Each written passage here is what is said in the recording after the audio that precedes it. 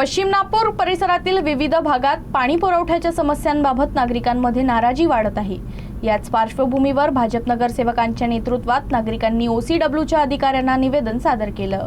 नागपुरातील प्रभाग क्रमांक 15 म्हणजे रामदासपेठ, धरमपेठ, टिळकनगर हा भाग OCWच्या महत्त्वाकांक्षी 24x7 योजनेच्या ट्रायल झोनमध्ये येतो आणि सध्या केवळ 2 ते 3 तास पाणी पुरवठा होत असल्यानं आणि तेही कमी दाबानं होत असल्यानं नागरिकांना मोठा त्रास सहन करावा लागतोय। अखेर नागरिकांनी आणि नगरसेवकांनी OCW अधिकाऱ्यांशी भेट घेतली।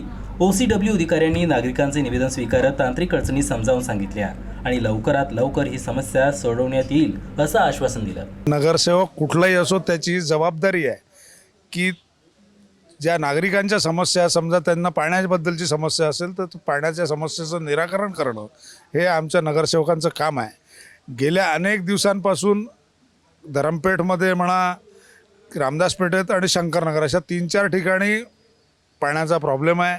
रायफल लाईन ही ज्या लाईननी आम्हाला सेमिनरी हिल्सच्या टाकीवरून पाणी येतं ती रायफल लाईन जुनी झाल्यामुळे त्याच्यात अनेक ठिकाणी डॅमेज झाली होती, त्याच्यामुळे ती नवीन टाकण्याचं काम सुरू करण्यात आलेलं आहे। पण त्या कामाला उशीर झाला त्याचं कारण फॉरेस्टची परमिशन आली नव्हती। फॉरेस्टची परमिशन आली आहे असं आता कळत आहे।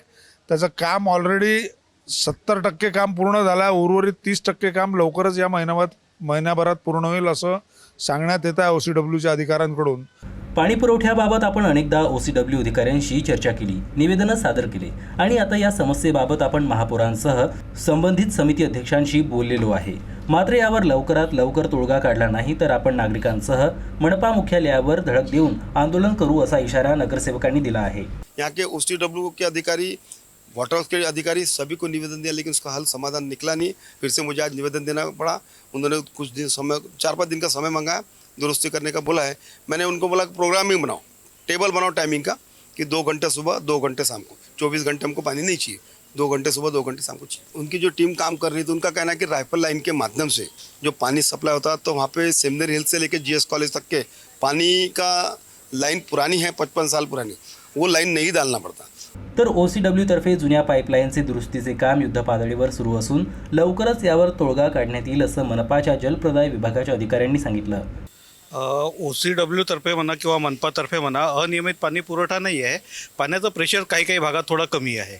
सध्या तेवढा प्रेशर थोडं कमी डेव्हलप होत आहे आणि समजा लाईनला आपण जास्त प्रेशराईज केला तरी फुटण्याची शक्यता आहे।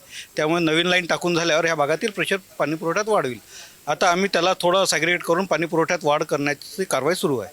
सुमारे एक महिना लागेल याला पूर्ण पाईपलाईन टाकायला, 2 किलोमीटर अजून टाकायची बाकी आहे।